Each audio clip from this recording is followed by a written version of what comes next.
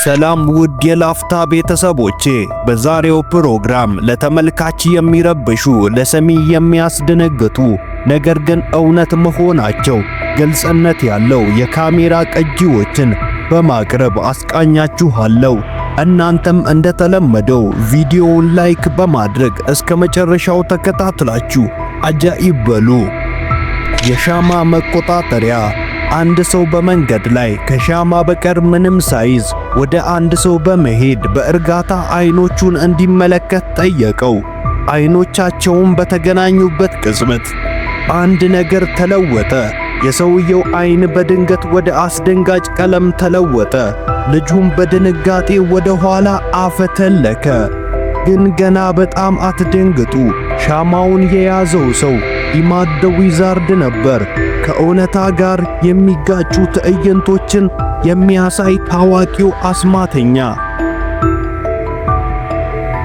ስውሩ ጠባቂ። አንዲት ሴት በመንገድ ላይ ልጇን በጋሪ እየገፋች ስትሻገር መኪና ወደ እነርሱ እየፈጠነ እንደሆነ ሙሉ በሙሉ አላስተዋለችም ነበር። ነገር ግን አደጋ ከመፈጠሩ በፊት አንድ አስደናቂ ነገር ተከሰተ። አንድ በትክክል የማይታይ ምስል ከየት እንደሆነ ሳይታወቅ ተገለጠ። ሁለቱንም ያዛቸው። እናም በሰከንዶች ውስጥ በሌላኛው የጎዳና ጫፍ ሙሉ በሙሉ ደህና ሆነው ይታያሉ። በዙሪያው ያሉ ሰዎች በድንጋጤ በረዶ ቢሆኑም ስለ ክስተቱ ማንም ሊያስረዳቸው አልቻለም። ምክንያቱም ልክ እንደዚያው ደብዛው ጠፍቷልና። ብዙዎች ጠባቂ መልአክ ተገልጦ ነው ይላሉ። ሌሎች ደግሞ ሰው አልነበረም በማለት ሲወያዩ ይስተዋላሉ። አየር ወለድ ሰው። የአስማተኛ ትልቁ ብልሃት ተመልካቾቹን ማታለል ነው።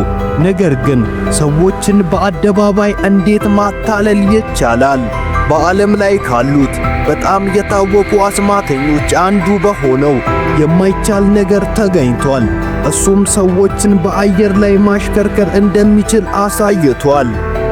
ለዚህ ማሳያ ምንም ገመድ እንዳልተጠቀመ ለማሳየት የካሜራ ባለሙያው ወደ ሰማይ ከፍ ብሎ እያለ ዙሪያውን ሲቀርጽ ነበር እና ካሜራማኑም በአቅራቢያው ምንም አይነት ክሬን እንደሌለ ለማሳየት ችሏል።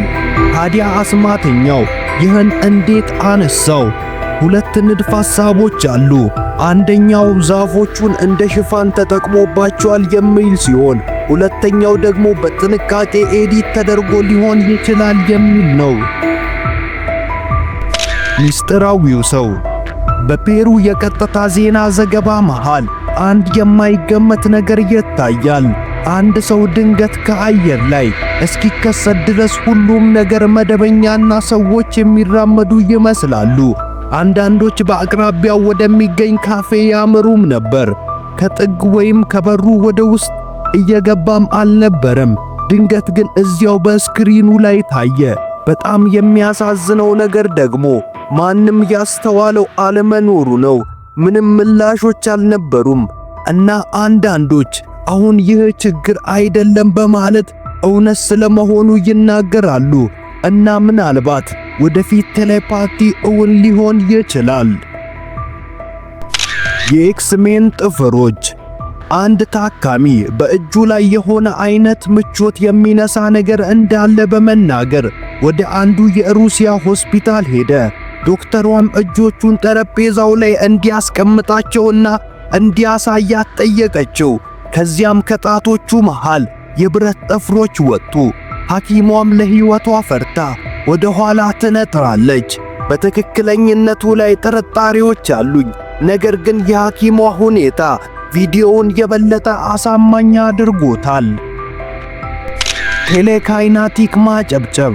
ይህ ቀረጻ በጣም የተረጋጋ ጅምር ነበረው። የሳቂታ ጓደኛሞችም ስብስብ ነበር። ነገር ግን አንድ ሰው በጣም ስሜታዊ በመሆን ከጎኑ ያለችውን ልጅ ያለማቋረጥ ይናገራት ጀመር። እሷም መስመሩን እስኪያልፍ ድረስ ዝም አለች። ነገር ግን ሁኔታው ከቁጥጥር ውጭ ሲሆን ተነስታ እጇን ታወዛውዛለች። ከዚያም ምንም በእጆቿ ሳትነካው ወደ ሶፋው ይወረወራል። እሱም በአልሸነፍ ባይነት እንደገና ቢሞክርም ድጋሚ ተመሳሳይ ዕጣ ፈንታ ይገጥመዋል። እሷም ምንም እንዳልተፈጠረ ሄደች። ሁሉም ሰዎች እዚያ በፍጥጫ ከመመልከት ውጪ ምንም ማድረግ አልቻሉም። ከዚህ ለመጠንቀቅ እየሞከረችም ስልጣኗን መቆጣጠር እንደቻለች ግልጽ ነው። ስለዚህ ወዲያው መውጣት ነበረባት።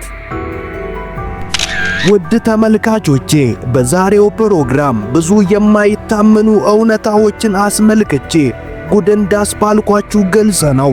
ቪዲዮን ላይክ በማድረግ ለሌሎች እንዲደርስ ደግሞ ሼር አድርጉ። እንዲሁም ቻናሉን ሰብስክራይብ፣ ሌላ ቪዲዮ ስለቅ ደግሞ ወዲያው እንዲደርሷችሁ ኖቲፊኬሽን አብሩ። እስከዚያው መልካም ቆይታ። ቻው።